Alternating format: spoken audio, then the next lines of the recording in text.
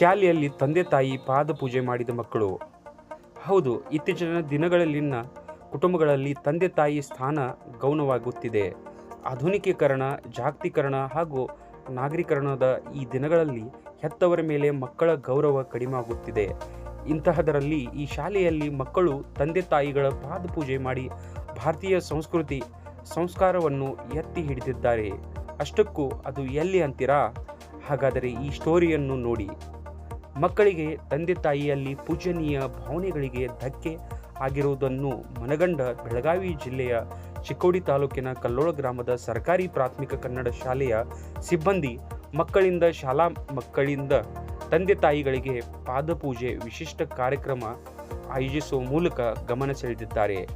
ಶಾಲೆಯ ಮೈದಾನದಲ್ಲಿ ಎಲ್ಲ ಮಕ್ಕಳ ತಂದೆ ತಾಯಿಗಳನ್ನು ಕುರ್ಚಿಗಳ ಮೇಲೆ ಸಾಲಾಗಿ ಕೂರಿಸಿ ಮಕ್ಕಳು ತಮ್ಮ ತಂದೆ ತಾಯಿಯರ ಪಾದಪೂಜೆ ಮಾಡಿದರು. ತಟ್ಟೆಯಲ್ಲಿ ತಂದೆ ತಾಯಿಯರ ಪಾದಗಳನ್ನಿರಿಸಿ ತೊಳೆದು ಅರಿಶಿನ ಕುಂಕುಮ ಹಚ್ಚಿ ಉದ್ದಿನ ಬತ್ತಿಯಿಂದ ಬೆಳಗಿ ತಂದೆ ತಾಯಿಯರ ಪಾದಗಳಿಗೆ ಪೂಜೆ ಸಲ್ಲಿಸಿ ನಮಸ್ಕರಿಸಿದರು. ಚಿದ್ಘಾನಾನಂದ ಭಾರತಿ ಮಹಾಸ್ವಾಮೀಜಿಗಳು ಮಾತನಾಡಿ, ಮಕ್ಕಳಿಗೆ ತಂದೆ ತಾಯಿಯ ದೇವರು. ಮಕ್ಕಳು ತಂದೆ ತಾಯಿಯ ಋಣ ತೀರಿಸಲು ಸಾಧ್ಯವಿಲ್ಲ. ಮಕ್ಕಳಿಗೆ ಒಳ್ಳೆಯ ಸಂಸ್ಕಾರ ನೀಡುವುದು ಪೋಷಕರ ಕರ್ತವ್ಯವಾಗಿದೆ. ಇಂತಹ ಕಾರ್ಯಕ್ರಮಗಳು ಆಯೋಜಿಸುವುದು ನಿಜಕ್ಕೂ ಮಾದರಿಯ ಕಾರ್ಯವಾಗಿದೆ ಎಂದರು. ಮುಖ್ಯ ಶಿಕ್ಷಕರಾದ PS ಕಾಂಬ್ಳೆ ಮಾತನಾಡಿ, ಇತ್ತೀಚಿನ ದಿನಗಳಲ್ಲಿ ಕೆಲವು ಮಕ್ಕಳು ವಯಸ್ಸಾದ ಹೆತ್ತ ತಂದೆ ತಾಯಿಯರನ್ನು ವೃದ್ಧಾಶ್ರಮಕ್ಕೆ ಕಳಿಸುವುದು, ಮನೆ ಬಿಟ್ಟು ಹೊರಗೆ ಹಾಕುವುದು ಸೇರಿದಂತೆ ಹೆತ್ತವರ ಮನಸ್ಸು ನೋಯಿಸುವ ಕೆಲಸ ಮಾಡುತ್ತಿದ್ದಾರೆ.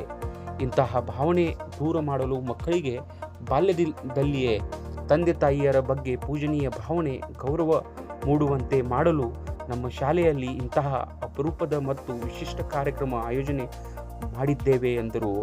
ಬಳಿಕ ಪ್ರತಿಭಾವಂತ ವಿದ್ಯಾರ್ಥಿಗಳನ್ನು ಗೌರವಧನ ಪಾರಿತೋಷಕ ನೀಡಿ ಈ ಸಂದರ್ಭದಲ್ಲಿ ಗ್ರಾಮ ಪಂಚಾಯತ್ ಅಧ್ಯಕ್ಷೆ ಬೇಬಿಜಾನ್ ನದಾಫ್, ಉಪಾಧ್ಯಕ್ಷರಾದ ಅಶ್ವಿನಿ ದೊಡ್ಮನಿ, ಮುಖಂಡರಾದ ರವಿ ಮಿರ್ಜೆ, ಪ್ರಕಾಶ್ ಮಿರ್ಜೆ, SDMC ಅಧ್ಯಕ್ಷರಾದ ಸತೀಶ್ ಚೌಗ್ಲೆ, ಉಪಾಧ್ಯಕ್ಷರಾದ ಜಂಬೂ ಮೊಹಿತೆ ಸೇರಿದಂತೆ ಇನ್ನಿತರರು ಉಪಸ್ಥಿತರಿದ್ದರು. ಒಟ್ಟಿನಲ್ಲಿ ತಂದೆ ತಾಯಿಯರ ಬಗ್ಗೆ ಪೂಜನೀಯ ಭಾವನೆ, ಗೌರವ ಮೂಡುವಂತೆ ಮಾಡಲು ಶಾಲೆಯಲ್ಲಿ ಇಂತಹ ಅಪರೂಪದ ವಿಶಿಷ್ಟ ಕಾರ್ಯಕ್ರಮ ಆಯೋಜನೆ ಮಾಡಿರುವುದು ಹೆಮ್ಮೆಯ ಸಂಗತಿ.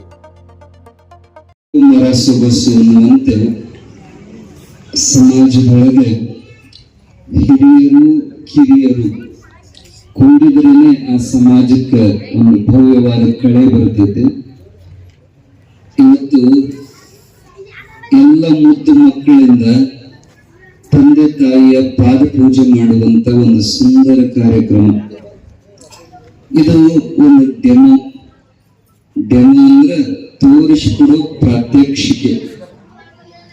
ಇವತ್ತು ವರ್ಷದಾಗ ಒಂದಿನ ಮಾಡಿದ್ರೆ ಮುಗೀತಲ್ಲ, ನಿಮಗ ಮಾಡ್ರಿ ಅಂತ ಹೇಳಿಕೊಡುವಂತ ಒಂದು ಕಾರ್ಯ. ನಮ್ಮ ಸಂಸ್ಕೃತಿ ಉಳಿಬೇಕು. ಮಕ್ಕಳಂತೂ ಎಂದೂ ಮಾಡೋದಿಲ್ಲ, ನೀವು ಮಾಡಿಸ್ಕೋಬೇಕು, ಪಾಲಕರು ಹೇಳಿ ಮಾಡಿಸ್ಕೋಬೇಕು. ಯಾಕಂದ್ರೆ ಸಂಸ್ಕಾರ ಉಳಿಬೇಕು. ಸ್ವತಃ ಭಗವಂತ ಸಹಿತ ಹೇಳಿ ಮಾಡಿಸುವಂತ ಪೂಜೆ. ನಾವ್ಯಾರೋ ಅವನು ಪೂಜೆ ಮಾಡೋ ಸಾಮರ್ಥ್ಯವುಳ್ಳವರಲ್ಲ. ನಮ್ಮ ಹೃದಯದೊಳಗ ಅವನು ಕುತ್ಕೊಂಡು ಮಾಡ್ರಿ ಅಂತ ಪ್ರೇರಣೆ ಕೊಟ್ಟಾಗ ನಮಗೆ ಮಾಡೋ ಶಕ್ತಿ ಬರ್ತದೆ. ಹಂಗ ತಂದೆ ತಾಯಿ ಭಗವಂತನ ಸ್ಥಾನದಲ್ಲಿ ಇರುವಂತವ್ರು ನೀವು. ಮಾತಾಶ್ಚ ಪಾರ್ವತಾದೇವಿ ಪಿತಾದೇವೋ ಮಹೇಶ್ವರ. ನಮ್ಮೆಲ್ಲರಿಗೆ ಅಪ್ಪ ಅಮ್ಮ ಆ ದೇವರೇ ಈ ರೂಪದೊಳಗಿರುವಂತವ್ರು. ಏನು ಮಾಡಿದ್ರು ತಂದೆ ತಾಯಿ ಋಣ ತೀರಿಸ್ಲಿಕ್ಕೆ ಸಾಧ್ಯ ಇಲ್ಲ. ಅದಕ್ಕೆ ಮಾತೃದೇವೋಭವ ಪಿತೃದೇವೋಭವ ನಮ್ಮ ವೇದಗಳು ಹೇಳ್ತವ. ಆಚಾರ್ಯ ದೇವೋಭವ 3ನೇ ಜಾಗ, ನಮ್ಮಂತ ಗುರುಗಳದ್ದು 3ನೇ ಸ್ಥಾನ. ಪ್ರಪ್ರಥಮ ನಿಮಗ ದೇವರು, ಕಣ್ಣಿಗೆ ಕಾಣುವ ದೇವರಂದ್ರೆ ಅಪ್ಪ ಅಮ್ಮ. ಅಪ್ಪನಿಂತ ಮೊದಲು ಅಮ್ಮ. ಮಾತೃದೇವೋಭವ. ಯಾರು ಋಣ ಬೇಕಾದರೂ ತೀರಿಸ್ಬೋದು, ಆದ್ರೆ ಅಮ್ಮನ ಋಣ ತೀರಿಸಕ್ಕೆ ಯಾರಿಗೂ ಸಾಧ್ಯ ಇಲ್ಲ. ನೀವು ಏನು ಮಾಡಿದ್ರು ಅವ್ರ ಋಣ ತೀರಿಸ್ಲಿಕ್ಕೆ ಆಗುದಿಲ್ಲ. ಹಿಂಗ ಯಾರೋ ಗುರುಗಳು ಹೇಳ್ತಾ ಇದ್ರಂತೆ, ದೊಡ್ಡ ಸೌಕಾರ ಇದ್ದವ, ನಾನು ಅವನ ಋಣ ತೀರಿಸ್ಬೇಕಂತ ಮನೆಗೆ ಬಂದ. ಅಮ್ಮ ಹೇಳಿದ, ಅಮ್ಮ ನಿನಗೇನು ಬೇಕು ಹೇಳು, ನಿನ್ನ ಋಣ ನಾನು ತೀರಿಸ್ಬೇಕು, ನಿನ್ನ ಆಶೆ ಏನೈತಿ ಎಲ್ಲ ಈಡೇರಿಸ್ತೀನಿ ಅಂದ. ಇನ್ ಕಾಶಿ ಕರ್ಕೊಂಡು ಹೋಗ್ಲು ಅಥವಾ ಬಂಗಾರ ಬೇಕು, ಶೀರ್ ಬೇಕು, ಏನ್ ಬೇಕು ಹೇಳು ಅಂದ್ರ ಅಮ್ಮ ನಕ್ಳಂತ ಮನಸ್ಸಿನಾಗ, ಇವ್ ನನ್ ಋಣ ತೀರಿಸ್ತಾನೆ. ಏನ್ ಬೇಡ ಮಗ, ನೀ ದೊಡ್ಡ ಸೌಕರ್ಯ ಆಗ್ಬಿಟ್ಟೆ, ನನ್ ಕೂಡ ಮಾತಾಡಕ್ಕೂ ಸೌಡಿಲ್ಲ ನನಗ. ಒಂದೇ ದಿನ, ಇವತ್ತು ಒಂದು ದಿನ ರಾತ್ರಿ ನನ್ನ ಜೊತೆಗೆ ಮಲಗಪ್ಪ. ಎಷ್ಟ್ ದಿನ ಆಯ್ತು ನನ್ನ ಮಗ್ಲಾಗ ನೀ ಮಲಗೇ ಇಲ್ಲ, ನಿನ್ ಕೂಡ ಮಾತಾಡಿಲ್ಲ. ಆಯ್ತಮ್ಮ, ಅದೇನ್ ದೊಡ್ಡ ಮಾತು ಮಲ್ಕೊಂಡ. ಅಮ್ಮಗ ಬಹಳ ಸಂತೋಷ, ಹಳೆಯ ನೆನಪೆಲ್ಲ ತಕ್ಕೊಂಡು ಮಾತಾಡಕತ್ಳು. 12 ಆದ್ರೆ ಮಾತು ಮುಗಿವಲು, ಇವಾಗ ಕಣ್ಣು ಮುಚ್ಚಾಕತ್ತು, ಆಕಳಿಕೆ ಬರಕತ್ತು. ಅಮ್ಮ ಸಾಕು ಮಕ್ಕಳು, ನಾಳೆ ಮಾತಾಡೋಣ ಅಂದ. ಇಲ್ಲೋ ನೀ ಮಾತು ಸಿಗಂಗಿಲ್ಲ ನನಗ, ಹೋಗಿ ಯಾಕೋ ನನಗೆ ಬಾಯಾರಿಸಕತ್ತೈತಿ, ಒಂದ್ ಚರ್ಗಿ ನೀರು ತಗೊಂಬ ಹೋಗಂತ ಅಂದಮ್ಮ. ತಂದು ನೀರು ಕೊಡೋ ವೇಳಕ್ಕ ಮುದ್ದಾಂ ಕೇಳುವಿದ್ಲು, ಇಸ್ಕೊಂಡಂಗ ಮಾಡಿ ಕೈ ಬಿಟ್ಲು. ಹಾಸಿಗೆ ತೊಯ್ತು, ಮುಂದ್ ಸಿಟ್ಟು ಬಂತ ಅವನ ಮ್ಯಾಲ, ಆದ್ರ ಭಯಂಗಿಲ್ಲ, ಯಾಕೆ ಅಮ್ಮನ ಋಣ ತೀರಿಸ್ಬೇಕಲ್ಲ. ಅವಾಗ ಇನ್ನೊಂದ್ ಚರಿಗೆ ನೀರು ತಂದು ಕೊಟ್ಟ, ಕುಡಿದ್ಲು. ಮತ್ ಮುದುಕಿ ಮಚ್ಚರು ಮಾಡ್ತು. ಮತ್ 2 ತಾಸು 2 ಗಂಟೆ ಆಯ್ತು, ಮಗುವಲ್ಲು. ಇವನಿಗೆಲ್ಲ ನಿತ್ಯ ಬಂದಿತ್ತು. ಅಮ್ಮ ಸಾಕು ಮಕ್ಕಳು, ಇಲ್ಲೋ ಮತ್ತೆ ಯಾಕೋ ಬಯಾರಿಸಕತ್ತೈತಿ, ಇನ್ನೊಂದ್ ಚರಿಗೆ ನೀರು ತರ್ತೀಯ ಅಂದ್ಲು. ಅದನ್ನ ತಂದು ಕೊಡುವಾಗ ಮುದ್ದಾಂ ಕೇಳಿದ್ಲು. ಮತ್ತು ಹಾಸಿಗೆ ತೊಯ್ತು. ಈಗ ಸಿಟ್ಟು ತಡ್ಕೊಳಕ್ ಆಗ್ಲಿಲ್ಲ, ಬಾಯಿಗೆ ಬಂದಂಗ ಬೈದ ಹೂಗ, ಏನ್ ಬೇಕಂತ ಕಾಡಕತ್ತಿ ನನ್ನ. ಅವಾಗ ಅಮ್ಮ ನಗತ್ತಿದ್ಲು, ಅಲ್ಲೋ ಹುಚ್ಚ, 1-2 ಚರಿಗೆ ನೀರು ಚೆಲ್ಲಿದ್ದಕ್ಕೆ ಹಾಸಿಗೆ ತೋಯಿಸಿದ್ದಕ್ಕೆ ಹಿಂಗ್ ಬೈತಿಲ್ಲ, ನೀ ಸಣ್ಣವಿದ್ದಾಗ ಎಷ್ಟ್ ಹಾಸಿಗೆ ತೋಯಿಸಿ ನೆನಪೈತಿ ನಿನಗಂತ ಕೇಳಿದ್ದಕ್ಕೆ ನೀನ್ ನನ್ ಋಣ ತೀರಿಸ್ದೆ. ನಿನ್ನ ಹಾಸಿಗೆ ತೋಯಿಸ್ಕೊಂಡೆ ಅಂತ ಹೇಳಿ ನನ್ನ ಹಾಸಿಗೆ ಹಾಕೊಂತಿದ್ದೆ, ಅದನ್ನು ತೋಯಿಸವನೇ. ನನ್ನ ಖುಷಿಗೆ ತಂಪಾಗಬಾರದಂತ ನನ್ನ ಎದಿ ಮೇಲೆ ಮಲಗಿಸುವಂತಿದ್ದೆ, ನನ್ನ ಅರ್ಬಿ ಸಹಿತ ತೋಯಿಸ್ತಿದ್ದೆ. ಒಂದು ದಿನ ನಿಂತ್ಗೇಳಕ್ ಆಗೋದು ನಿನಗ, ಎಷ್ಟು ದಿನ ನಾನು ನಿಂತ್ಗೇಳಿಸಿ ಗೊತ್ತೈತ ನಿನಗ, ನೀನ್ ನನ್ನ ಋಣ ತೀರಿಸ್ತಿ ಅಂತ ಅಮ್ಮ ಕೇಳ್ತಾಳ. ನಾವೆಲ್ಲ ಅಮ್ಮ ಅಪ್ಪನ ಋಣ ತೀರಿಸಕ್ ಸಾಧ್ಯನು? ನಿಜವಾಗ್ಲೂ ಏನ್ ಮಾಡಿದ್ರು ಅವ್ರ ಋಣ ತೀರಿಸಕ್ ಸಾಧ್ಯ ಇಲ್ಲ. ಒಂದಿಷ್ಟು ಕಮ್ಮಿ ಮಾಡ್ಕೋಬಹುದು ಭಾರ. ಎತ್ತ ಕೂಡಲೇ ಅಮ್ಮಗ ಅಪ್ಪಗ ನಮಸ್ಕಾರ ಮಾಡೋದ್ರಿಂದ. ಅದನ್ನ ನೀವು ಇವತ್ತು ಪಾಲಕರೆಲ್ಲ ಬಂದಿರಿ, ಪೂಜೆ ಮಾಡಿಸ್ಕೊಳಕ ಬಂದಿರಿ. ಮತ್ತ ಬರೀ ಮಾಡಿಸ್ಕೋಬೇಡ, ನೀವು ಮಾಡ್ರಿ. ಯಾರಿಗೆ? ನಿಮ್ಮ ಅಪ್ಪ ಅಮ್ಮ ಇರ್ತಾರಲ್ಲ ಮನೆಯಾಗ, ನೀವು ಅವರಿಗೆ ಮಾಡಿದ್ರಿ ಅಂದ್ರೆ ಇವ್ರು ನೀವೇನ್ ಮಾಡ್ತಾರ. ಇದನ್ನ ಲಕ್ಷ್ಯ ಕೊಡ್ರಿ. ಯಾಕಂದ್ರೆ ಅಪ್ಪ ಅಮ್ಮಗೆ ನೀವು ನೆಗ್ಲೆಕ್ಟ್ ಮಾಡಿದ್ರಿ ಅಂದ್ರೆ ನಿಮ್ಮ ಮಕ್ಕಳನ್ನ ನೋಡ್ಕೊಂಡಿರ್ತಾರೆ, ಮುಂದೆ ನಿಮ್ಮನ್ನು ನೆಗ್ಲೆಕ್ಟ್ ಮಾಡ್ತಾರೆ. ನೀವು ಅವರಿಗೆ ದೇವರಗತ್ತೆ ಕಂಡ್ರಿ ಅಂದ್ರೆ ಇವ್ರು ನಿಮ್ಮ ದೇವರಗತ್ತೆ ಕಾಣ್ತಾರೆ. ನಮ್ಮ ಸಂಸ್ಕಾರ ಬಹಳ ದೊಡ್ಡದು. ನಮ್ಮ ಧರ್ಮದೊಳಗ ಹಿರಿಯರನ್ನ, ಪೂಜ್ಯರನ್ನ, ಹಡದವರನ್ನ ಗೌರವಿಸುವ ಸಂಸ್ಕಾರ. ಅದನ್ನ ಈ ವಯಸ್ಸಿಗೆ ಇಲ್ಲಿ ಪ್ರಯೋಗ ಮಾಡ್ತಾ ಇರುವಂತದ್ದು ಶ್ಲಾಘನೀಯ, ಬಹಳ ಸಂತೋಷ. ಒಳ್ಳೆ ಮಕ್ಕಳು. ಯಾವತ್ತೂ ಯಾರ ಮನೆಯಾಗೂ ಕೆಟ್ಟ ಮಕ್ಕಳು ಹುಟ್ಟಕ್ ಸಾಧ್ಯನೇ ಇಲ್ಲ. ಹುಟ್ಟಿದಾಗ ಬಹಳ ಒಳ್ಳೆಯವರು ಇರ್ತಾರೆ, ನಿಮ್ಮನ್ನ ನೋಡಿ ಆಮೇಲೆ ಅವ್ರು ಬದಲಾಗ್ತಾರೆ. ಮ್ಯಾಲಿಂದ ನೀರು ಬೀಳುವಾಗ ಆಕಾಶದಿಂದ ಬಹಳ ಪರಿಶುದ್ಧ ಇರ್ತದ ನೀರು. ಅದು ಯಾವ ಜಾಗದಾಗ ಬೀಳ್ತತ್ತ ಅನ್ನೋದ್ರ ಮೇಲೆ ಅದರ ಭವಿಷ್ಯ. ಹೌದಾ? ಅದು ಚರಂಡಿಯಾಗಿ ಬಿದ್ರೆ ಚರಂಡಿ ನೀರ್ ಹಾಕತಿ, ಹೊಳೆ ಆಗ್ಬಿಟ್ರೆ ಹೊಳೆ ನೀರ್ ಹಾಕತಿ, ಕಪ್ಪೆ ಚಿಪ್ಪನಾಗ ಬಿದ್ರೆ ಮುತ್ತಾಕತಿ. ಹಂಗೆ ಯಾವ ಮಕ್ಕಳು ಕೆಟ್ಟವಲ್ಲ, ನಮ್ ನೋಡಿ ಕಲಿತಾವ. ಅದಕ್ಕೆ ನಾವು ದೊಡ್ಡವರು ಬಹಳ ಎಚ್ಚರದಿಂದ ಇರಬೇಕು. ಮಕ್ಕಳ ಮನಸ್ಸಿಗೆ ಪರಿಣಾಮ ಆಗುವಂಗ ನಮ್ಮ ವರ್ತನೆ ಇರಬೇಕು.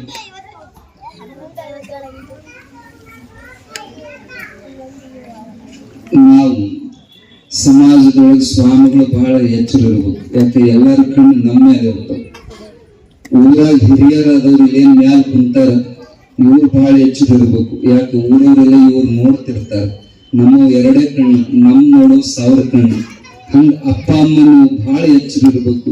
ನಿಮ್ ಮಕ್ಕಳು ನಿಮ್ಮ ಹೆಜ್ಜೆ ಹೆಜ್ಜೆಗೆ ಫಾಲೋ ಮಾಡ್ತಾರ. ಬರೇ ಮಾಸ್ತರ್ ಕಲ್ಸ್ಯಾರ ಅಂತ ಅಲ್ಲ. ಏನಾರ ಹುಡುಗರು ತಪ್ಪು ಮಾಡಿದ್ರ ಡೈರೆಕ್ಟ್ ಪಾಪ ಮಾಸ್ತರ್ ನಿದ್ದ ಕಲ್ಸ್ಯಾನ ನಿಮ್ ಮಾಸ್ತರ್ ಪಾಪ ಅವ್ರೇನು ಅವ್ರದ್ದು ಒಂದು ಅರ್ಧ ಪಾಲ್, ಅರ್ಧ ಅಲ್ಲ 25% ಮಾಸ್ತರ್ದು, 75% ಪಾಲಕರದ್ದು. ಎಲ್ಲ ಗೂಬಿ ಅವ್ರ ಮೇಲೆ ಕುಂದ್ರಿಸ್ಬೇಡ್ರಿ. ಎಲ್ಲದ್ರೊಳಗೆ ನಿಮ್ ಪಾತ್ರ ಬರೀ ಹಡದ ಕೂಡ್ಲೆ ತಂದೆ ತಾಯಿ ಆಗೋದಿಲ್ಲ. ಅವರನ್ನ ಸುಂದರವಾಗಿ ಬೆಳೆಸೋ ಕರ್ತವ್ಯ ತಂದೆ ತಾಯಿ ಇರ್ತೈತಿ. ಮಕ್ಕಳನ್ನ ಚಂದ ತಿದ್ದ್ರಿ, ಮೊದಲು ನೀವು ತಿದ್ದುಕೊಳ್ರಿ. ಅವರಿಗೆ ಬಹಳ ಜನ ತಿದ್ದೋದನ್ನು ಕೂಡಲೇ ಹೊಡೆಯೋದ್ರಿಂದ ನಿಮ್ಮ ಮಕ್ಕಳು ಎಂದೂ ಬದಲಿ ಆಗೋದಿಲ್ಲ. ಇದನ್ನೊಂದು ಲಕ್ಷ್ಯ ಕೊಡ್ರಿ. ನಮ್ಮ ಗಾಡಿ ಸ್ಪೀಡ್ ಹೋಗ್ಬೇಕಾಗಿ ಕುದುರೆ ಗಾಡಿ ಅಂದ್ರೆ ಕುದುರೆಗೆ ಹೊಡಿಬೇಕು ಹೊರತು ಗಾಡಿ ಹೊಡಿಬಾರದು. ಹೌದಾ? ಗಾಡಿ ಹೊಡೆದ್ರೆ ಸ್ಪೀಡ್ ಹೋಗ್ತದ ಕುದುರೆ? ಗಾಡಿ ಹೊಡೆಯೋಂಗ್ ಮಾಡ್ತೀವಿ ನಾವು, ಶರೀರಕ್ಕೆ ಹೊಡಿತೀವಿ, ಮನಸ್ಸಿಗೆ ಹೊಡೆಯೋದಿಲ್ಲ ನಾವು. ಅವು ಮನಸ್ಸಿಗೆ ಹೊಡೆಯೋದಂದ್ರೆ ಅವರಿಗೆ ಪರಿವರ್ತನೆ ಆಗುವಂಗ ನಮ್ಮ ನಡತೆ ಇಟ್ಟುಕೊಂಡು ಅದು ಮನಸ್ಸಿಗೆ ಹೊಡೆಯೋದು. ಕತ್ತಿ ಹೇಳ್ಕೊಂತ ಹೋದ್ರೆ ಬಹಳ ಆಗ್ತವ. ಹೇಳೋ ತಾತ್ಪರ್ಯ ಇಷ್ಟೇ, ನಿಮ್ಮ ಮಕ್ಕಳಿಗೆ ಒಳ್ಳೆ ಮಾರ್ಗದರ್ಶಕರು, ಶಿಕ್ಷಕರು ಆಗ್ರಿ ಮತ್ ಪಾಲಕರು ಆಗ್ರಿ. ಭವ್ಯವಾದಂತ ಇತಿಹಾಸ ಇರುವಂತ ದೇಶ ನಮ್ದು. ಹಿಂದಿನವರನ್ನ ಆದರ್ಶವಾಗಿ ತೋರಿಸ್ರಿ. ನಮ್ಮ ಮಕ್ಕಳಿಗೆ ಸಿನಿಮಾ ಹೀರೋಗಳೇ ಆದರ್ಶ ಆಗಕತ್ಯಾರ. ನೀನು ನನ್ನಂಗಾಗಂತ ಹೇಳುವಂಗ ನೀವು ಆಗ್ರಿ, ಇನ್ನೊಬ್ಬರನ್ನ ತೋರಿಸೋದಿಲ್ಲ. ನೀನ್ ನನ್ನಂಗಾಗಬೇಕು ಅಂತ ಹೇಳುವಷ್ಟು ಧೈರ್ಯ ನಿಮಗೆ ಬರ್ಬೇಕು. ಮಕ್ಕಳ ಮುಂದೆ ಚಟ ಮಾಡಬಾರದು, ಮಕ್ಕಳ ಮುಂದೆ ಅವಾಚ್ಯ ಶಬ್ದಗಳನ್ನು ಮಾತಾಡಬಾರದು. ಅವ್ರು ಏನೋ ಸ್ವಲ್ಪ ತಪ್ಪು ಮಾಡಿದ್ರು ಚಂದ ತಿದ್ದೋ ಗುಣ ಇರಬೇಕು. ಒಮ್ಮೆ ಸ್ವಾಮಿ ವಿವೇಕಾನಂದ ಸಣ್ಣ ಹುಡುಗಿದ್ದಾಗ, ನರೇಂದ್ರ ಇದ್ದಾಗ ಸಾರೋಟಿನ ಮೇಲೆ ಕೋಲ್ಕತ್ತಾದಾಗ ಹೊಂಟಿದ್ರು. ದೊಡ್ಡ ಸಿಟಿ, ಕುದುರೆ ರಥ ಬಹಳ ಮಜಾ ಅನ್ಸಿತ್ತು ಹುಡುಗ. ಟಕ ಟಕ ಟಕ ಟಕ ಕುದುರೆ ಚಾಟಿ ತಗೊಂಡ್ ಹೊಡಿಯೋದು ಅವೆಲ್ಲ ಮುಂದೆ ಹೋಗ್ತಿದ್ರು. ಹಿಂದ್ ಹೋದಂಗ ಆಕಿತ್ ಮೊದಲಾಗಿದ್ದವು. ಹುಡುಗ ಖುಷಿಯಿಂದ ಇತ್ತು. ಅವರಪ್ಪ ವಿಶ್ವನಾಥ್ ದತ್ತ ಪ್ರಸಿದ್ಧ ವಕೀಲ, ಪ್ರತಿಷ್ಠಿತ ಮನುಷ್ಯ. ಒಂದು ಮಜಾಕ ಮಗಗ ಕೇಳಿದ, ಮಗ ನೀ ದೊಡ್ಡವಾಗಿ ಏನಕ್ಕಿಯೋ? ಹುಡುಗ ಖುಷಿ, ಅವನ ತಲೆಯಾಗ ಅದ ಇತ್ತು. ನಾವು ದೊಡ್ಡವಾದ್ಮ್ಯಾಗ ಇವನದನ್ನ ಕುದುರೆ ಓಡಿಸಕತ್ತೇನ, ಈ ಕುದುರೆ ಓಡಿಸೋಕೆ ಎಂದ ಅವ್ರಪ್ಪ ಗಿಟ್ಟು ಸಿಟ್ಟು ಬಂತ್ರಿ. ಎಂತ ಕನಸಿಟ್ಟು ಬಂದಿತ್ತು ಮಗನ ಮ್ಯಾಲ. ಇದು ಹುಚ್ಚುಡು ಕುದುರೆ ಓಡಿಸೋಕೆ ಅನ್ನೋ ರಪ್ಪ ಅಂತ ಕಪಾಲಕ್ಕೊಂದು ಹೊಡೆದ. ಹುಡುಗ ಅಳಕತ್ ಕಣ್ಣೀರು ಬಂತು. ಅವಾಗ ಸಮಾಧಾನ ಮಾಡಿದ್ಲವ್ವ. ಮನಿ ಕರ್ಕೊಂಬಂದು ಅವ ಹೇಳ್ತಾರೆ, ಭುವನೇಶ್ವರಿ ತಾಯಿ ಬಹಳ ಟ್ಯಾಲೆಂಟ್ ಹೆಣ್ಮಗಳು. ಸ್ವಾಮಿ ವಿವೇಕಾನಂದ ತಯಾರಾಗ್ಬೇಕಾದ್ರೆ ಅವನ ಪಾತ್ರ ಎಷ್ಟು ದೊಡ್ಡದು ಅನ್ನೋದನ್ನ ಈ ಘಟನೆಯಿಂದ ಅರ್ಥ ಮಾಡಿಕೊಳ್ರಿ. ಅಪ್ಪ ಬರದ ಅವ ಕರ್ಕೊಂಡ್ಬಂದು ಸಮಾಧಾನ ಮಾಡಿ ಹೇಳ್ತಾಳ. ಅವ್ರ ಮನೆಯಾಗ ಗ್ವಾಡಿ ಮ್ಯಾಗ ದೊಡ್ಡದೊಂದು ಫೋಟೋ ಇತ್ತು. ಶ್ರೀಕೃಷ್ಣ ಅರ್ಜುನ ಭಗವದ್ಗೀತಾ ಉಪದೇಶ ಮಾಡೋ ದೊಡ್ಡ ಫೋಟೋ ಇತ್ತು. ಆ ಫೋಟೋ ತೋರಿಸಿ ಹೇಳ್ತಾಳೆ ಅವ್ವ ಭುವನೇಶ್ವರಿ, ಮಗ ನೀ ದೊಡ್ಡವಾದ್ಮೇಲೆ ಖರೇನ ಕುದುರೆ ಓಡಿಸೋನೇ ಆಗು, ಆದ್ರೆ ಸಾದಾ ಕುದುರೆ ಓಡಿಸೋವಾಗಬೇಡ. ಇಲ್ಲದ ನೋಡಿ ಶ್ರೀಕೃಷ್ಣ ಇವನಂಗಾಗಬೇಕು ನೀನು ಅಂತ ಸಣ್ಣಕ್ಕಿದ್ದಾಗ ಬೀಜ ಬಿತ್ತಿದಾಗಿ ಭುವನೇಶ್ವರಿ ತಾಯಿ ನೀ ಕುದುರೆ ಓಡಿಸೋವಾಗ. ಆದ್ರೆ ಈ ಕುದುರೆ ಓಡಿಸೋವಾಗ ಅಂತ ಆಕಿ ತಲೆಯಾಗಿ ಏನು ಕೊಟ್ಟು ಅದೇ ಬಾಲ್ಯದೊಳಗೆ ಬಿತ್ತಿದ ಸಂಸ್ಕಾರ ಮುಂದೆ ಜಗದ್ವಿಖ್ಯಾತ ಸಿಡಿಲಿನ ಸಂತ ಸ್ವಾಮಿ ವಿವೇಕಾನಂದ ತಯಾರಾದರು. ಅದಕ್ಕೆ ಸಣ್ಣಕ್ಕಿದ್ದಾಗ ನೀವು ಏನು ಕೊಡ್ತೀರೋ ಅದೇ ಮುಂದೆ ಅವರು ಹೃದಯದೊಳಗ ಬಿತ್ತುವಂತದ್ದಾಗ್ತೈತಿ. ಬಹಳ ಸಂತೋಷ. ಇದು ಮಾತಾಡೋ ಸಮಯ ಅಲ್ಲ. ಎಲ್ಲರೂ ಏನ್ ತಪ್ಪು ತಿಳ್ಕೊಬೇಡ್ರಿ. ನಾವು ಟೈಮ್ ಕೊಟ್ಟಿದ್ವಿ, 1 ತಾಸು ಬರ್ತೀವಂತ. ತಾಸಿನ ಮೇಲೆ 15 ನಿಮಿಷ ಆಯ್ತು. ಮತ್ ಮುಂದೆ ಬೇರೆ ಕಾರ್ಯಗಳಿರೋದ್ರಿಂದ ನಿಮ್ಮೆಲ್ಲರ ಶುಭ ಹಾರೈಸಿ, ಎಲ್ಲರಿಗೂ ಶುಭವಾಗ್ಲಿ, ಆನಂದವಾಗ್ಲಿ. ನಿಜವಾಗಿಯೂ ಶಾಲೆ ನೋಡಿ ಬಹಳ ಸಂತೋಷ. ಇಂಥ ಸಣ್ಣ ಹಳ್ಳಿಯೊಳಗೆ ಇಷ್ಟು ಅದ್ಭುತ ಕಟ್ಟಡಗಳು, ಅಗದಿ ದೊಡ್ಡ ಸಿಟಿ ಶಾಲೆ ನೋಡಿದಂಗೆ ಅನಿಸ್ತದೆ. ಇದ್ರ ಹಿಂದೆ ಇಲ್ಲಿ ಮುಖಂಡರು, ಇಲ್ಲಿ ಮುಖ್ಯೋಪಾಧ್ಯಾಯರು ಎಲ್ಲರ ಶ್ರಮ ಐತಿ. ಅವರೆಲ್ಲರಿಗೂ ಶುಭವಾಗಲಿ. ಈ ಊರಿನೊಳಗೆ ಶಾಂತಿ ನೆಲೆಸಲಿ. ಮಕ್ಕಳು ಹೆಸರುವಾಸಿಗಳಾಗಲಿ ಅಂತ ತುಂಬ ಹೃದಯದಿಂದ ಹಾರೈಸಿ 4 ನುಡಿ ಪುಷ್ಪಗಳನ್ನ ಭಗವಂತನ ಚರಣದಲ್ಲಿ ಸಮರ್ಪಿಸ್ತೇವೆ. ಹರಿ ಓಂ ತತ್ಸತ್. ಜೊತೆಗೆ SDHC ಅವರ ಜೊತೆಗೆ ಗ್ರಾಮ ಪಂಚಾಯತಿ ಸದಸ್ಯರ ಜೊತೆಗೆ ನಾವೇನ್ ಮಾಡಿದೆವು ಅಂತಂದ್ರೆ ಒಂದು 5-6 ರೌಂಡ್ಗಳಲ್ಲಿ ಮೀಟಿಂಗ್ ಗಳನ್ನು ಮಾಡಿ ತಮಗೆ ಈ ಕಾರ್ಯಕ್ರಮದ ಬಗ್ಗೆ ಜಾಗೃತಿಯನ್ನು ಮೂಡಿಸುವ ಸಲುವಾಗಿ ನಾವು ಸಾಕಷ್ಟು ಪ್ರಯತ್ನ ಮಾಡಿದ್ದೀವಿ. ನಮ್ಮ ಪ್ರಯತ್ನಕ್ಕೆ ಫಲ ಸಿಕ್ಕಿದೆ ಅಂತಕ್ಕಂತಹ ಒಂದು ಆಶಾಭಾವನೆ ನನ್ನದು. ಯಾಕೆ ಅಂತಂದ್ರೆ ಸುಮಾರು ನಮ್ಮಲ್ಲಿ 205 ಮಕ್ಕಳು ವಿದ್ಯಾಭ್ಯಾಸ ಮಾಡ್ತಾ ಇದ್ದಾರೆ. ಬಹುಶಃ 205 ಮಕ್ಕಳ ಪಾಲಕರು ನೀವೆಲ್ಲರೂ ಇಲ್ಲಿ ಬಂದಿದ್ದೀರಿ ಅಂತಕ್ಕಂತ ಭಾವನೆಯನ್ನ ವ್ಯಕ್ತಪಡಿಸ್ತಾ, ಸರಿ ಈಗಾಕೆ ಇದು ಕಾರ್ಯಕ್ರಮ ಇನ್ನು ಇವತ್ತಿಷ್ಟು ನಿಮ್ಮ ಅಪ್ಪ ನೀವು ಪಾಲಕ ಪೂಜೆ ಮಾಡಿದ್ರಿ, ನಾಳೆ ಮುಗಿತಿರ್ಲಿಲ್ಲ ಕಾರ್ಯಕ್ರಮ ಅಲ್ಲಿಗೆ, ಹೌದಾ? ಏನ್ ಮಾಡ್ಬೇಕು? ದಿನಾಲು ಶಾಲೆಗೆ ಬರುವಾಗ ನಿಮ್ಮ ಅಪ್ಪಂದ ನಿಮ್ಮ ಅವ್ವಂದ ಕಾಲು ಬಿದ್ದು ಅವ್ರ ಆಶೀರ್ವಾದ ತಗೊಂಡು ಏನ್ ಮಾಡ್ಬೇಕಪ್ಪ ಅಂತಂದ್ರೆ ಶಾಲೆಗೆ ಬರಬೇಕು.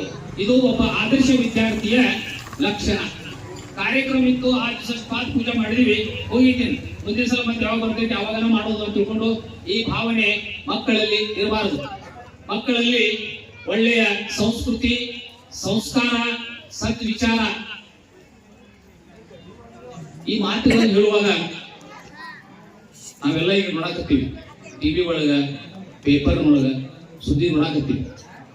ಒಬ್ಬ ಸಾಫ್ಟ್ವೇರ್ ಇಂಜಿನಿಯರ್ ತನ್ನ 7 ವರ್ಷದ ಮಗುವಿಗೆ ಗುಂಡು ಹಾಕಿ, ಹೆಂಡತಿಗೂ ಗುಂಡು ಹಾಕಿ, ತಾನು ಗುಂಡು ಹೊಡ್ಕೊಂಡು ಆತ್ಮಹತ್ಯೆ ಮಾಡ್ಕೊತ ಅಂತಂದ್ರೆ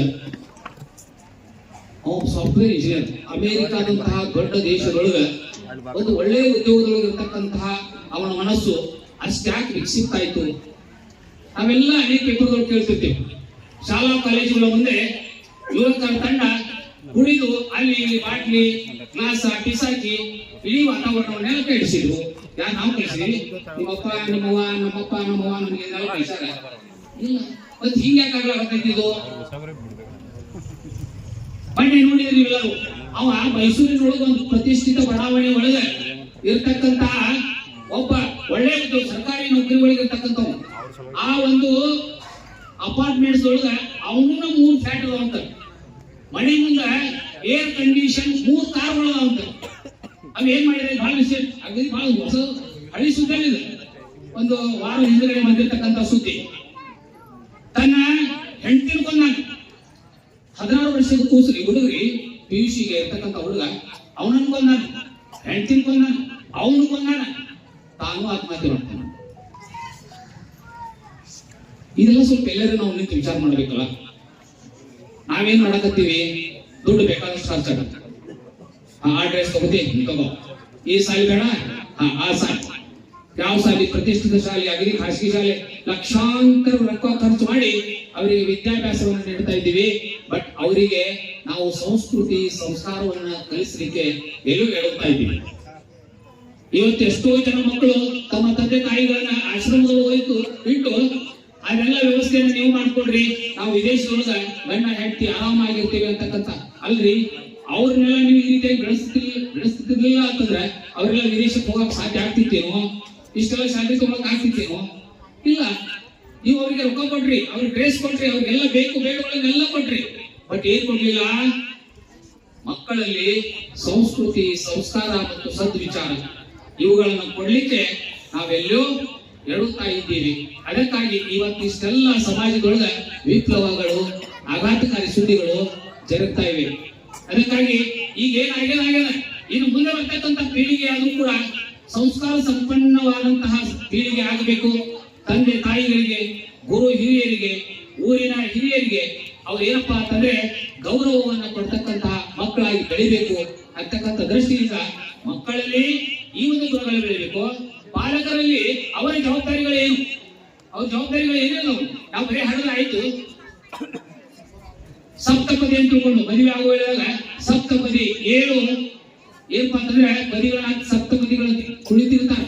ಅದ್ರೊಳಗೆ ಒಂದೈತಿ ಸಪ್ತಪದಿ. ಅದು ನಮಗೂ ಅರ್ಥ ಇಲ್ಲ, ನಿಮ್ಗೂ ಅರ್ಥ. ಸುಮ್ಮನೆ ಎಲ್ಲರೂ ಹೇಳ್ತಿರ್ತಾರ, ಮದುವೆ ಮಕ್ಕಳಿಗೆ 7 ಹೆಜ್ಜೆ ಆಗ್ತೀವಿ, ಮುಗಿಯುತ್ತೆ, ಅಕ್ಕಿ ಕಾಳು ದಾಟ. ಅದ್ರೊಳಗೆ ಒಂದೈತಿ ಸಪ್ತಪದಿ. ಏನು ಅಂತಂದ್ರೆ, ನಾನು ನಿನ್ನನ್ನು ಹೆಂಡತಿಯಾಗಿ ಸ್ವೀಕರಿಸಿದ್ದೇನೆ, ನೀನು ನನ್ನನ್ನು ಗಂಡನನ್ನಾಗಿ ಸ್ವೀಕರಿಸಿದೀಯಾ. ನಾವಿಬ್ಬರು ಆದರ್ಶ ದಂಪತಿಗಳಾಗಿ ಬದುಕೋಣ, ಆದರ್ಶ ಮಕ್ಕಳನ್ನ, ಆದರ್ಶ ಪ್ರಜೆಗಳನ್ನ ಈ ಸಮಾಜಕ್ಕೆ ನೀಡೋಣ. ಕೊನೆಯದೈತಿ ಅವು ಸಂಸ್ಕೃತದಾಗ ಅವ ನಮ್ಗೆ ಏನು ಅರ್ಥ ಆಗುದಿಲ್ಲ. ಸ್ವಲ್ಪ ಹೇಳಿ ಮಂತ್ರ ಹೇಳಿದ್ರು, ಅಕ್ಕಿಗಳು ಹೋದ್ರು, ಊಟ ಮಾಡಿದ್ರು. ಆದ್ರೆ ನಾವು ದೇವರ ಸಾಕ್ಷಿಯಾಗಿ, ಆಜ್ಞೆ ಸಾಕ್ಷಿಯಾಗಿ ಈ ಒಂದು ಶಪಥಗಳನ್ನ ಮಾಡ್ತಿರ್ತೇವೆ. ನಿಮ್ಮ ಮನೆಗೆ ಆತ ಒಬ್ಬ ಒಳ್ಳೆ ಮಗ ಆಗ್ಬೇಕು, ಸಮಾಜಕ್ಕೆ ಒಬ್ಬ ಒಳ್ಳೆ ನಾಗರಿಕನಾಗಬೇಕು, ದೇಶಕ್ಕೆ ಒಬ್ಬ ಒಳ್ಳೆ ನಾಗರಿಕನಾಗಬೇಕು. ಅದನ್ನ ರೂಪಿಸುವಂತಹ ಕೆಲಸ ಯಾರಪ್ಪ ಅಂತಂದ್ರೆ ತಂದೆ ತಾಯಿಗಳಾಗಿರ್ತಕ್ಕಂಥ ನಮ್ಮೆಲ್ಲರ ಜವಾಬ್ದಾರಿಗೂ ಕೂಡ ಅಂತಕ್ಕಂಥ ಮಾತನ್ನ ಇಲ್ಲಿ ಹೇಳಲಿಕ್ಕೆ ಬಯಸ್ತೀವಿ. ಮೊದಲು ನಾವು ನೀವೆಲ್ಲ ಕೇಳಿದೀವಿ, ನೋಡಿದೀವಿ, ಅಂತ ಕುಟುಂಬಗಳು ಕೂಡ ಇದ್ದು. ಇವತ್ತು ಅಂತ ಕುಟುಂಬಗಳು ಎಲ್ಲೂ ಸಿಗೋದಿಲ್ಲ. ಇದಕ್ಕೊಂದು ಉದಾಹರಣೆ ಹೇಳ್ತೀನಿ. ಕಲ್ಲೂರು ಅಂತ ಒಂದು ದೊಡ್ಡ ಊರಿತ್ತು. ಆ ಊರಿನೊಳಗೆ ಒಂದು ದೊಡ್ಡ ಜಮೀನ್ದಾರ, 50-60 ಎಕರೆ ಜಮೀನ್. ಎಷ್ಟು? 50-60 ಎಕರೆ ಜಮೀನ. ಆ ಮನೆಯ ಮಾಲೀಕ 70-75 ವರ್ಷದ ಒಬ್ಬ ಮನೆಯ ಹಿರಿಯ, ಸ್ವಲ್ಪ ಸಿಡು ಸ್ವಭಾವವಿದ್ದ. ಮಕ್ಕಳು ಏನು ಮಾಡಿದ್ರೆ ಅವ್ರು ಸಿಡು ಕಡಿಲಾಗ್ತಿತ್ತು. ಅವನಿಗೆ 4 ಜನ ಮಕ್ಕಳು, 4 ಜನ ಸೊಸೆಯರು, ಮೊಮ್ಮಕ್ಕಳು, ತುಂಬಿದಂತ ಕುಟುಂಬ, ಮನೆ ತುಂಬಾ ಎಲ್ಲ ಜನ. ಒಂದ್ ದಿವಸ ಏನಾಗ್ಬಿಟ್ಟಿತ್ತಪ್ಪ ಅಂತಂದ್ರೆ, ಮಕ್ಕಳಿಗೆ ಮತ್ತು ಅವನಿಗೆ ಸ್ವಲ್ಪ ಹಿರಿಮಗ ಮತ್ತು ಸ್ವಲ್ಪ ವಾಗ್ವಾದ ಶುರುವಾಯ್ತು. ಅವಾಗ ಹಿರಿಯಾಗ ತಡಿಲಿಕ್ಕೆ ಆಗ್ಲಿಲ್ಲ. ಕೈ ಬೀಸಿದವನ ಆ ದೊಡ್ಡ ಮಗಿಗೆ ಏನ್ ಮಾಡ್ತಾರಪ್ಪ ಅಂತಂದ್ರೆ ಕಪ್ಪಾಳಕ್ಕೊಂದು ಪಟಾರನೆ ಹೊಡಿತಾನೆ. ಹೊಡೆದು ಕೂಡ್ಲೆ ಆ ಮಗ ಇದ್ದವ ಅಳ್ಕೊಂತ ಒಂದು ರೂಮಿನೊಳಗೆ ಹೋಗ್ತಾನೆ. ಇನ್ನೊಂದು ಸಮಾಧಾನ ಮಾಡೋರ ಆ ಹಿರಿಯನ ಹೆಂಡತಿ. ಅವ್ರಿಗೂ ಕೂಡ ಒಂದು 70-65 ವರ್ಷ ಇತ್ತು. ಸ್ವಸ್ಥರ ಮುಂದೆ, ಮೊಮ್ಮಕ್ಕಳ ಮುಂದೆ, ನನ್ನ ಮುಂದೆ, ಅವ್ ತಮ್ಮಗಳ ಅವ್ರ ಮುಂದೆ ಹಂಗ ದೊಡ್ಡ ಮಗ ಹೊಡೆದಲ್ಲ, ಇದು ಸರಿಯಲ್ಲ ಅಂತ ತಿಳ್ಕೊಂಡು ಆ ಹಿರಿಯನಿಗೆ ಸ್ವಲ್ಪ ಬುದ್ಧಿವಾಗಿ ಹೇಳ್ತಾಳೆ. ಮಗನ ರೂಮ್ಗೆ ಹೋಗ್ತಾಳೆ. ಅವು ಇದ್ದಾಗ, ಯಪ್ಪ ನಿಮ್ಮ ಅಪ್ಪನ ಬುದ್ಧಿ ಗೊತ್ತೈತ ನಿನಗ? ಅವ್ನು ಸ್ವಲ್ಪ ಹಂಗ ಸ್ವಲ್ಪ ಲೋಪ ಬಡ್ತಾನೆ, ನೀನ್ ಹೆಂಡತಿ ಮುಂದೆ ಬಡ್ತಾನೆ, ನಿನ್ನ ಮಕ್ಕಳ ಮುಂದೆ ಬಡ್ತಾನೆ, ಅದಕ್ಕೆ ತಪ್ಪು ತಿಳ್ಕೊಳಕ್ ಹೋಗೋಣ ಅಂತ ತಿಳ್ಕೊಂಡು ಅವ್ನು ಸಮಾಧಾನ ಮಾಡಕ್ ಹೋಗ್ತಾಳೆ. ಅವಾಗ ಮಗ ಹೇಳುವಂತ ಮಾತು ಇದೆಲ್ಲ ಅವ್ನು ನೆನಪಿಟ್ಕೋಬೇಕು. ಯವ್ವ, ಅಪ್ಪ ಬಡದಕ್ಕೆ ನಮ್ಮ ಕಣ್ಣಿಗೆ ನೀರು ಬಂದಿಲ್ಲ. ಇದೇ ತರ ಒಂದ್ ಜಗಳ 6 ದಿನ ಹಿಂದೆ ಆಗಿತ್ತು. ಅವಾಗ ಅಪ್ಪ ಬಡದಕ್ಕ ಇವ್ 5 ಬಟ್ಟೆ ನಮ್ ಗಲೆ ಮೇಲೆ ಇದ್ದಿತ್ತು. ಆದ್ರೆ ಇವತ್ತು ಬರೀ ಪಟಾರ ಶಬ್ದ ಅಷ್ಟ ಬಂದೈತಿ. ಕರ್ನಾಟಕ ಬಂದು ನೋಡ್ಕೊಯ್ನಿ, ಎಲ್ಲೂ 5 ಬಟ್ಟೆ ಎದ್ದಿಲ್ಲ. ನನಗೆ ಏನ್ ಚಿಂತೆ ಆಗೈತೆ ಅಂತಂದ್ರೆ ಅಪ್ಪನ ತಾಕತ್ ಎಲ್ಲೂ ಕಡಿಮೆ ಆಗತೈತೆ ಅನ್ನೋದು. ನೀ ಬಹುಶಃ ಅವನ ವ್ಯವಸ್ಥೆ ಸರಿಯಾಗಿ ಮಾಡ್ತಾ ಇಲ್ಲ. ಬರೀ ಸ್ವಸ್ಥರ ಮೊಮ್ಮಕ್ಕಳ ಇದ್ರೊಳಗನ ನೀ ಏನಿದೆ ಅಂತಂದ್ರೆ ಇದ್ರೊಳಗನ ಸಿಕ್ಕೊಂಡಿದಿ. ಅಪ್ಪನ ಕಡೆ ನೀ ಲಕ್ಷ ಕೊಡ್ತಾ ಇಲ್ಲ. ಅವ್ನು ಸರಿಯಾದ ಊಟ ಕೊಡ್ತಾ ಇಲ್ಲ. ಗುಳಿಗೆ ಔಷಧಗಳು ಅಂತ ಟೈಮ್ವರೆಗೂ ಸರಿಯಾಗಿ ಗುಳಿಗೆ ಔಷಧ ಕೊಡ್ತಾರೆ. ಇಂಥ ಮಕ್ಕಳು ಇವತ್ತಿನ ಸಮಾಜಕ್ಕೆ ಬೇಕಾಗಿದ್ದಾರೆ. ಇವತ್ತಿನ ಪರಿಸ್ಥಿತಿ ನಿಮ್ಗೆಲ್ಲ ಗೊತ್ತೈತಿ. ಇದು ಸರಿ ಅಂತಿರೋ ತಪ್ಪಂತಿರೋ? ಇದು ನಾವು ಆತ್ಮವಿಮರ್ಶೆಯನ್ನ, ಆತ್ಮಾವಲೋಕನವನ್ನ ಮಾಡ್ಕೊಳ್ತಕ್ಕಂಥದ್ದು. ಎಂತ ಸಮಾಜ ನಮ್ಮ ಭಾರತ ದೇಶದ ಸಮಾಜ ಎಂತದಿತ್ತು? ಸ್ವಾಮಿ ವಿವೇಕಾನಂದರು, ರಾಮಕೃಷ್ಣ ಪರಮಹಂಸರು ಇಡೀ ಜಗತ್ತಿನ ಗುರು ಅಂತ ತಿಳ್ಕೊಳ್ತಾರೆ. ಜಗತ್ತಿನವರೆಲ್ಲರೂ ಈ ದೇಶವನ್ನ ಯಾಕ ಅಂತ ಸಂಸ್ಕಾರ ಸಂಪನ್ನವಾಗಿರ್ತಕ್ಕಂಥ ದೇಶ ಇದು. ಬಟ್ ಇವತ್ತು ಏನಾಗ್ತಾ ಇದೆ ಅಂತಂದ್ರೆ ಅಮೆರಿಕ, ಆಸ್ಟ್ರೇಲಿಯಾ, ರಷ್ಯಾ ಇಂಥ ದೊಡ್ಡ ದೊಡ್ಡ ದೇಶಗಳಲ್ಲಿ ಏನ್ ಅಪರಾಧಗಳು ಆಗುತ್ತವ ಅದ್ರ ಡಬಲ್ ಅಪರಾಧಗಳು ಏನಾಗತ್ತವಪ್ಪ ಅಂತಂದ್ರೆ ನಮ್ಮ ದೇಶದಲ್ಲಿ ಆಗ್ತಾ ಇವೆ. ಇದಕ್ಕೆಲ್ಲ ಕಾರಣ ಏನು ಅಂತಂದ್ರೆ ತಂದೆ ತಾಯಿಗಳಾಗಿ ನಾವು ನಮ್ಮ ಕರ್ತವ್ಯಗಳನ್ನ ಎಲ್ಲೋ ಮರಿತಾ ಇದ್ದೇವೆ. ಮರಿಬಾರದು. ನಿಮ್ಮ ಮಕ್ಕಳು, ನಂದು ಒಂದು ಉದ್ದೇಶ, ನಿಮ್ಮ ಮಕ್ಕಳಿಗೆ 4 ಲಕ್ಷ ಕಡಿಬಾರ್ಲಿ, ಕಲಿಲಿಲ್ಲ ಅವರು. ಬಟ್ ಅವರಲ್ಲಿ ಅದನ್ನ ಹೇಳ್ತೇನೆ ನೋಡು, ಇನ್ನೊಂದು ಮಾತದಲ್ಲಿ ಏನು ಅಂತಂದ್ರೆ ಬುದ್ಧಿವಂತ ಎಲ್ಲಾದ್ರೂ ಸೋಲಬಹುದು. ಬುದ್ಧಿವಂತ ಬಾಳ ಚೆನ್ನಾಗಿದ್ರ ಅವ್ರ ಎಲ್ಲಾ ವಿಷಯದಾಗ 99.999 ಮುಂದೆ ಬರ್ತೈತೆ ಅಷ್ಟೆಲ್ಲ ಡಿಜಿಟ್ ತಗೊಂಡವ್ರು, ಅಷ್ಟು ಚೆನ್ನಾಗ. ಬಟ್ ಆ ಮನುಷ್ಯ ಎಲ್ಲರೂ ಸೋಲ್ತಾರ. ಆದ್ರೆ ಅಂತ ನಾನು ಭಾವಿಸ್ತಾ ಇದ್ದೀನಿ. ಈ ಒಂದು ಸಂಸ್ಕಾರ ಸಂಗಮ ಎಂಬ ಅಭೂತಪೂರ್ವವಾದ ಅದ್ಧೂರಿಯಾದ ಕಾರ್ಯಕ್ರಮದ ಅಂಗವಾಗಿ ವೇದಿಕೆಯನ್ನ ಅಲಂಕರಿಸಿರುವ, ವೇದಿಕೆಯ ಮೇಲೆ ಆಸೀನರಾಗಿರುವ ಎಲ್ಲ ಗಣ್ಯ ಮಾನ್ಯರಿಗೂ, ಈ ನೆರೆದಿರುವಂತಹ ಸಮಸ್ತ ಕಲ್ಲೋಳ ಗ್ರಾಮದ ಗುರು ಈ ವರ್ಷ ಅಂದ್ರೆ 2024-25ನೇ ಸಾಲಿನಲ್ಲಿ ನಮ್ಮ ಶಾಲೆಯ ಶೈಕ್ಷಣಿಕ ವ್ಯವಸ್ಥೆ, ಇಲ್ಲಿರ್ತಕ್ಕಂತಹ ವಾತಾವರಣದ ಸ್ವಚ್ಛತೆ ಮತ್ತು ಶಿಕ್ಷಕರ ಪಾಠ ಬೋಧನೆಯ ತ್ವರಿತಗತಿಯ ಬೋಧನಾ ವಿಧಾನ ಇವೆಲ್ಲವುಗಳನ್ನು ಗಮನಿಸಿ ಶ್ರೀ 108 ಆಚಾರ್ಯ ರತ್ನ ದೇಶಭೂಷಣ ಟ್ರಸ್ಟ್ ಕಮಿಟಿ ಕೋಥಳಿ ಇವರು ಪ್ರತಿ ವರ್ಷ ನಮ್ಮ ಶಾಲೆಗೆ ಈ ರೀತಿಯಾಗಿರ್ತಕ್ಕಂತಹ ಒಂದು ಮೆಡಲ್ ಅನ್ನ ಈ ವರ್ಷವೂ ಕೂಡ ನೀಡಿದ್ದಾರೆ. ಆ ಸಂಸ್ಥೆಯವರಿಗೆ ನಮ್ಮ ಗ್ರಾಮದ ಪರವಾಗಿ ಜೋರಾಗಿ ಚಪ್ಪಾಳೆಯನ್ನ ಕಟ್ಟಬೇಕು. ಈ ಪ್ರಶಸ್ತಿಯನ್ನು ನೀಡಲಿಕ್ಕೆ ಆ ಕಮಿಟಿಯವರು ಬರಬೇಕಾಗಿತ್ತು. ಅವರೇನೋ ಅವರ ಧರ್ಮದ ಪ್ರಚಾರ ಅಂತ ಹೋಗಿ ಅವರು ಡೈಲಿಗೆ ಹೋಗಿರೋದ್ರಿಂದ ಸರ್ ನಿಮ್ಮ ಊರಿನ ಯಾರಾದರೂ ಒಂದು ಹಿರಿಯರಿಂದ ನಿಮ್ಮ ಊರಿನ ಶಾಲೆಗೆ ಇದನ್ನ ತಗೊಳ್ಳಿ ಅಂತ ತಿಳ್ಕೊಂಡು ಹೇಳಿದ್ದಾರೆ. ಅದಕ್ಕಾಗಿ ಇದನ್ನ ಕುಮಾರ್ ಚೌಳ ಅವರು ನಮ್ಮ ಶಾಲೆ SDMC ಸದಸ್ಯರಿಗೆ ಇದನ್ನ ಒಪ್ಪಿಸಬೇಕು. ಓಂ ಅಕ್ಷತಾಂಧವಲಾಂ ದಿವ್ಯಾಸ್ತ್ರಕನ್ನ ಮಿಷತಾನ್ ಅರ್ಪಯಾಮಿ ಮಹಾಭಕ್ತರಲ್ಲಿ ಉತ್ತರವನ್ನು ಹೇಳಿದ್ರಿ. ಕುಮಾರಿ ರೋಹಿಣಿ ವಿಶ್ವನಾಥ್ ಔಟೆ.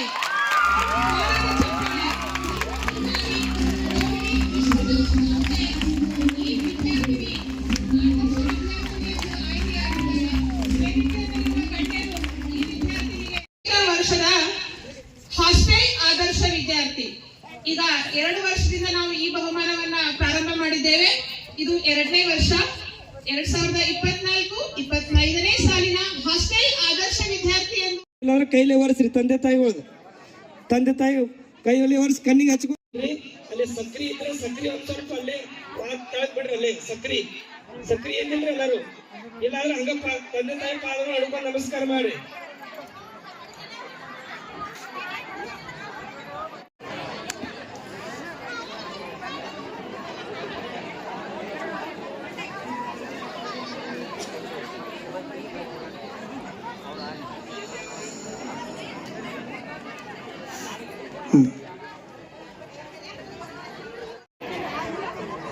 ಓಂ ಗಂಗೆ ಚ ಮಣಿ ಚೈವ ಗೋದಾವರಿ ಸರಸ್ವತಿ ನರ್ಮದೆ ಸಿಂಧು ಕಾವೇರಿ ಜನ ಹುಡುಗರು ಪಾದ ಕೊಟ್ಟು ನಮಸ್ಕಾರ ಹನಿ ಹಚ್ಚಿ ನಮಸ್ಕಾರ ಮಾಡ್ರಿ ಮಕ್ಕಳೇ. ತಂದೆ ತಾಯಿಗಳು ನಮಃ ಶಿವಾಯ ಶಾಂತಾಯ ನಮಃ ಸೋಮಾಯ ಶಂಭವೇ ನಮಃ ಶಿವಾಯ ಕಲ್ಯಾಣಿ ಪದಯತೆ ನಮೋ ನಮಃ ಜಯ ಮಂಗಲಂ ಜಯ ನಮಃ ಪಾರ್ವತೀಪತಿ ಶಿವರ ನಮಃ. ತಾಯಿಗೆ ಪಾದಗಳಿಗೆ ಓಂ ಅನಾದಿ ಶಾಶ್ವತಂ ಶಾಂತಂ ಚದಂಗಮ ಶಿವಹಾಕಾರಂ ಚಿತ್ವಸ್ವಂ ಲಿಂಗಧಾರಣಂ ಶ್ರೀ ಸಾಂಬಾಯ ನಮಃ. ಪಾದ್ಯಂ ಸಮರ್ಪಯಾಮಿ. ಓಂ ಪರಮಾನಂದ ಸೌರಭ್ಯಾಂ ಪರಿಪೂರ್ಣ ದಿಗ್ವಂತರಂ ಗ್ರಹಾಣ ಗಂಧಂ ಕೃಪಯಾ ಪರಮೇಶ್ವರಃ ಶ್ರೀ ಸಾಂಬಾಯ ನಮಃ. ಗಂಧಂ ಧಾರಯ. ಮಕ್ಕಳೇ ಬಲಗೈದಿಂದ ಎಡಬೇಕು. ಬಲಗೈದಿಂದ ಓಂ ತ್ರಿದಲಂ ತ್ರಿಗುಣಾಕಾರಂ ತ್ರಿನೇತ್ರಂ ಚ ತ್ರಿಯಾಯುಧಂ ತ್ರಿಜನ್ಮ ಪಾಪ ಸಂಹಾರಂ. ಅಕ್ಕಿ ಕಾಳಿದ್ರೆ ಅಕ್ಕಿ ಕಾಳು ಬಿಡ್ರಿ, ಇಲ್ಲಾರ ಉದುಮತ್ತಿ ಬೆಳೆದ್ರಿ. ಅಕ್ಕಿ ಕಾಳಿದ್ದಾರೆ ಪಾದ ಮೇಲೆ ಅಕ್ಕಿ ಕಾಳು ಬಿಡ್ರಿ, ಇಲ್ಲಾರ ಉದುಮತ್ತಿ ಬೆಳೆದ್ರಿ. ಓಂ ಅಕ್ಷತಾಂಧವಲಾಂ ದಿವ್ಯಾಸ್ತ್ರಕನ್ನ ಮಿಷತಾನ್ ಅರ್ಪಯಾಮಿ ಮಹಾಭಕ್ತರಲ್ಲಿ ಉತ್ತರವನ್ನು ಬೆಳೆದ್ರಿ. ಓಂ ವನಸ್ಪತಿ ವಸೋ ವೇದಗೊಂದ ಹಟ್ಟಗೊಂದ ಉತ್ತಮಃ ಆಗ್ರಹ ಸರ್ವದೇವಾನಾಂ ಧೂಪೋಯಂ ಪ್ರತಿಗುರ್ಯತಾಂ ಇತಿ ಶ್ರೀ ಸಾಂಬಾಯ ನಮಃ.